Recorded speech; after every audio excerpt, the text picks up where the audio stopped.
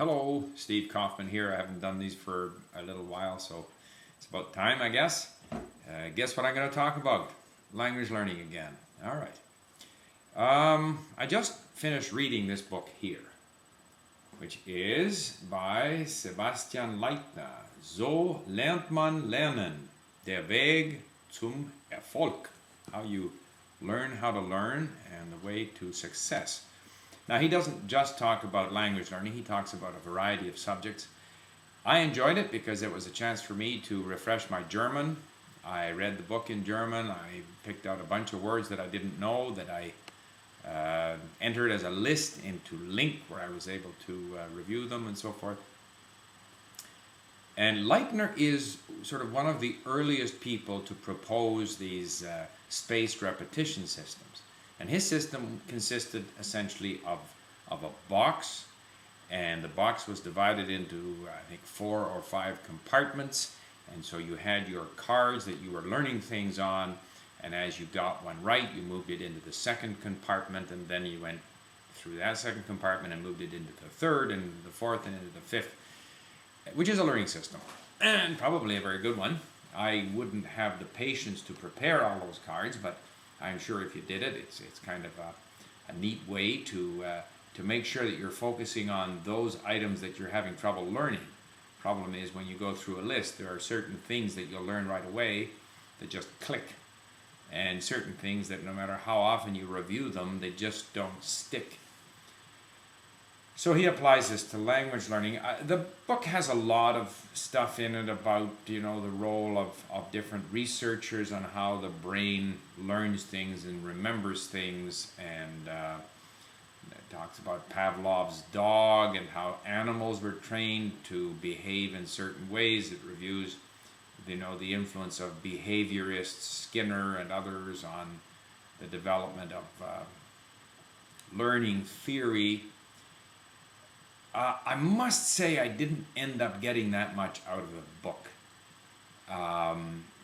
Some of the things that he says that I agree with are the idea that the more meaning that there is in a word, the more likely you are to remember it. So, I remember words when I'm learning languages because I identify them with a phrase, I identify them with a particular context, or perhaps with several contexts, so that as I review, as I do in Link, the different phrases where they occurred, and I'm reminded of those different episodes, then that seems to help me remember them.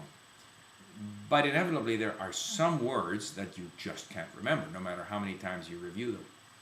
And others, this sometimes relatively unimportant words that click in right away. I can't remember all the stuff that was in there. You need to invest some time. That's why, again, at Link, we recommend that people edit the phrases that we capture automatically. The more time you invest, I'm going to try to hide that sunbeam. The more time that you invest in an item and thinking about it, the more likely it is that it'll stick. Yet he contradicts this at one point. He suggests that in working with flashcards, we should also work with them very quickly, so that we get almost a split-second time lapse between seeing, let's say, the word that we're trying to learn and then seeing what it means in our language. And I've been doing that a little bit with Link, where I've been going through our flashcards sort of hyper fast, click, click, click, click, click, click, to create that visual connection within a fraction of a second between the word I'm trying to learn and the meaning or the hint that I've put in there. It's too early to tell if that's effective or not. I kind of end up with where I started, and that is that what I most like doing in language learning is listening and reading. I really enjoy reading on Link because I can click on words right away and I can see what they mean, and I can put them into a database for review later on. I like being reminded every now and again, now that at Link we're sending out these emails with my saved links so that I can flashcard them. That helps remind me when I'm busy doing something else, and all of a sudden the email shows up and I have to go through my flashcards. So that's good. But the most enjoyable activity is listening and reading. I've just loaded up my little iPod Shuffle here with some Kuprin, and I'm about to charge off on a run and listen to Russian, and that's kind of the most fun, and there'll be all kinds of words that I don't know, and when I come back I'll read them on link and save them. And so I guess the idea is that we can't really treat things that we're trying to learn as sort of neutral, inanimate things that have no meaning. They have meaning. The more meaning they have, the better. And the more, one of the things that Leitner says, which is very true, is that the more words you have, the more words you can learn. Because obviously you know more of the context, the surrounding context. You have more words that are perhaps similar to the word that you have saved. I know that in Russian and in German, if I look at my words alphabetically, I'll see a whole bunch of words that are obviously related to each other. So you start, even if you don't guess the word right away, when you do look it up and you remember, oh yeah, that means, well yeah, it means that because actually it's similar to this other word. So the more words you have that help connect it, the better. One of the reasons we ended up with this term link for our system is that language learning is all about linking. You're linking sounds to meaning, you're linking words to a context, you're linking a word to a phrase to an episode that you remember, you're linking words to other words that are similar, you're creating all these connections. And the more words you know, the more things there are there that are going to help you link, connect, and retain the meaning. So that is certainly true. So at first you see these new words very often because they're very high frequency.